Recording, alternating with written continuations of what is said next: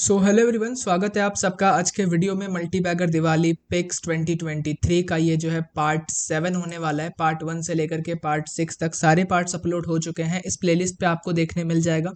ये video pre shoot हो रहा है, इसलिए आपको यहाँ पे फिलहाल 4 वीडियोस दिख रहे होंगे, बट जब आप इस वीडियो को देख रहे हो तब तक सारे ही पार्ट्स अपलोड हो चुके हैं। इस प्लेलिस्ट को आप चैनल पे जा करके देख सकते हो, वहाँ पे आपको मिलेगा वीडियो के एंड स्क्रीन में और आई बटन पे मैं दोनों ही जगह प्रोवाइड कर दूंगा। सो वहाँ से भी आप जा करके देख सकते हो। मैं आपको बोलूँगा जा करके ज़रूर से देखना, स्टार्टिंग से देखना और काफ़ी मज़ा आएगा और आपका काफ़ी फ़ायदा भी होगा। आगे बढ़ते हैं। इसी तरह से और भी पार्ट्स आएंगे इसके, जैसे पार्ट 7 है, फिर 8 9 10 ऐसे करके। तो इसके लिए आप सब्सक्राइब करके बेल नोटिफिकेशन प्रेस करके ऑल पे सेट कर देना, वीडियो को लाइक कर देना एंड वीडियो को शेयर कर देना। जो भी स्टॉक्स मैं इसमें डिस्कस करता हूँ इस सीरीज़ में, उसमें 3 मेन क्राइटेरियाज होते हैं। सबसे पहला क्राइटेरिया कि आप इसे 5 से 10 साल तक आराम से होल्ड कर सकते हो, कोई भी प्रॉब्लम नहीं होगी आपको 5-10 साल तक इन स्टॉक्स में।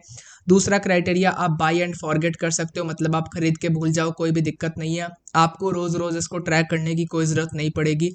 तीसरा और सबसे अच्छी क्राइटेरिया जो है वो यही है, सेकुलर ग्रोथ स्टॉक्स है, मतलब आपको सेकुलर ग्रोथ देखने मिलेगा। कोई भी बुल मार्केट आएगा इन 5 सालों में, 10 सालों में या कभी भी, तो ये स्टॉक्स किसी तरह से पीछे नहीं रहने वाले हैं। ये स्टॉक्स आगे जाएंगे और मार्केट को आउट परफॉर्म करेंगे। तो ये कुछ इसकी अच्छी बातें हैं, कुछ क्राइटेरियाज हैं। एक और बात, रिकमेंडेशन नहीं है, प्योरली एजुकेशनल पर्पस का ये वीडियो है। आप वॉच लिस्ट में रख सकते हो, ऑब्जर्व करो, एनालाइज करो, उसके बाद आपको जो सही लगे अपने फाइनेंशियल एडवाइजर से पूछ करके करो। स्टॉक का नाम है Nestle India limited. Market cap के बारे में अगर बात करें तो 2,33,000 करोड़, मतलब 2.5 लाख करोड़ के आसपास का मार्केट कैप आप कह सकते हो। अगर आप पी रेशियो देखोगे तो 80 का पी है, इंडस्ट्री पी 56.7 का है। तो पी थोड़ा सा स्लाइटली हायर साइड पे है, थोड़ा सा हायर पी है, बट कोई दिक्कत की बात नहीं है। 56.7 का इंडस्ट्री पी मतलब ये बताता है कि इस इंडस्ट्री में वैसे भी अगर आप देखोगे तो जो एफएमसीजी प्रोडक्ट होता है, जो कंज्यूमर एफएमसीजी होता है, उसमें खास करके जो इंडस्ट्री पी है वो ऐसे ही ज़्यादा होता है। और 80 का पी मुझे लगता है थोड़ा सा और ज़्यादा है। बाकी हाँ, ज़्यादा होने का रीज़न भी है क्योंकि अच्छी कंपनी है, एक सॉलिड कंपनी है, इसमें ज़्यादा जल्दी प्रॉब्लम्स नहीं आएंगी, अच्छा मैनेजमेंट है, अच्छे फंडामेंटल्स है, ये सब रीजंस है। अगर बिजनेस के बारे में बात करें कि नेस्ले क्या करती है, तो चॉकलेट, किटकैट, विटकैट, मैगी, ये सब आपने सुना होगा, तो ये नेस्ले कंपनी ही बनाती है। तो कंज्यूमर एफएमसीजी का काम करती है। आगे अगर मैं बात करूँ प्रॉफिट एंड लॉस के बारे में, तो यहाँ पे देख सकते हो 11% 15% के आसपास का सेल्स ग्रोथ आता है। तो 15, अब अगर आप यहाँ पे देखोगे तो सेल्स ग्रोथ जो है ज़्यादा ऊपर नीचे नहीं होता है।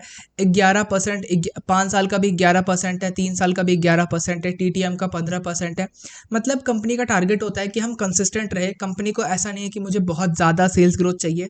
कंपनी का टारगेट ये होता है कि हम क्वार्टर बाई क्वार्टर या साल, फाइनेंशियल ईयर से फाइनेंशियल ईयर, एक साल में 11% 12% के आसपास का सेल्स ग्रोथ कर ही ले, और इसी को कंसिस्टेंसी कहते हैं। और आप ये चीज़ यहाँ पे देख भी सकते हो। और मुझे लगता है 15% का सेल्स ग्रोथ 2-2.5 लाख करोड़ की कंपनी में, वो भी ऐसी कंपनी जो मार्केट लीडर है, तो बहुत अच्छी बात है एक्चुअली।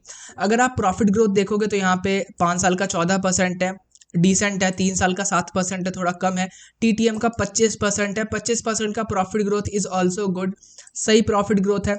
और आगे अगर आप देखोगे आरओई, तो आरओई यहाँ पे काफ़ी अच्छा आरओई है, 108 का आरओई है। अगर आप देखोगे पहले ये जो 60 था, फिर 83 हुआ, उसके बाद 108 110 के आसपास पहुँच गया, मतलब 100% के ऊपर का आरओई। तो बहुत अच्छी बात है एक्चुअली ये।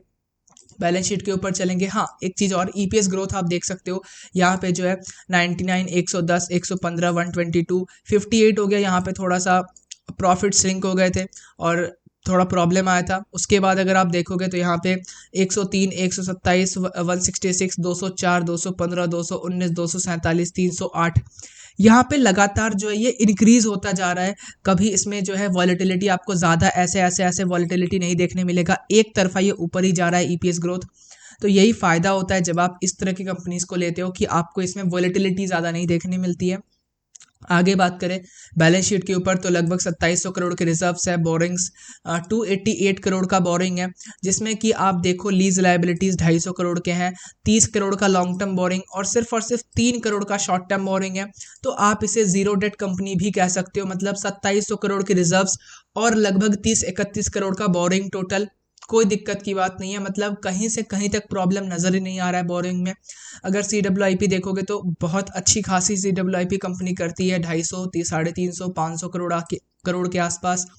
अगर यहाँ पे शेयर होल्डिंग पैटर्न देखोगे तो 62.76 मतलब लगभग 63% का शेयर होल्डिंग पैटर्न है, और ये लगातार कंसिस्टेंट है। आप देखो कभी प्रमोटर्स ने एक शेयर नहीं बेचा है, बहुत पॉजिटिव बात है। FIIs का होल्डिंग अगर आप देखोगे 12% है, DIIs का होल्डिंग लगभग 9.5% है, और पब्लिक का होल्डिंग जो है लगभग 16% है। तो यहाँ पे पब्लिक 16% है। मैं हमेशा कहता हूँ रिटेल इन्वेस्टर्स जो हैं जितने कम हो उतनी अच्छी बात है, पब्लिक जितने कम हो उतनी अच्छी बात है। 16% ही स्लाइटली ऑन लोअर साइड, 16% को मैं कम ही कहूँगा, तो ओवरऑल शेयर होल्डिंग पैटर्न भी अच्छा है।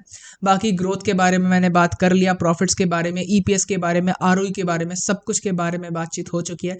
एंड करते हैं वीडियो को। वीडियो एंड करने के पहले दो बातें। पहली बात कि मैंने टेक्निकल्स के बारे में क्यों बात नहीं करी है।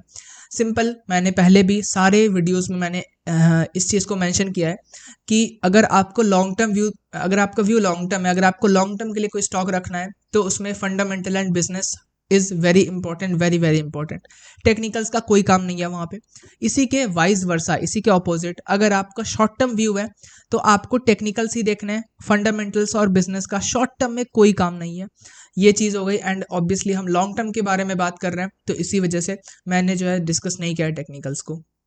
एक और बात, यहाँ पे कोई भी रिकमेंडेशन नहीं है, मैं एक बार और आपको याद दिलाना चाहूँगा, किसी भी तरह का कोई रिकमेंडेशन नहीं है, प्योरली एजुकेशनल पर्पस का वीडियो है। मिलते हैं किसी और वीडियो में एक और नए स्टॉक के साथ। जय Hind and thanks for watching.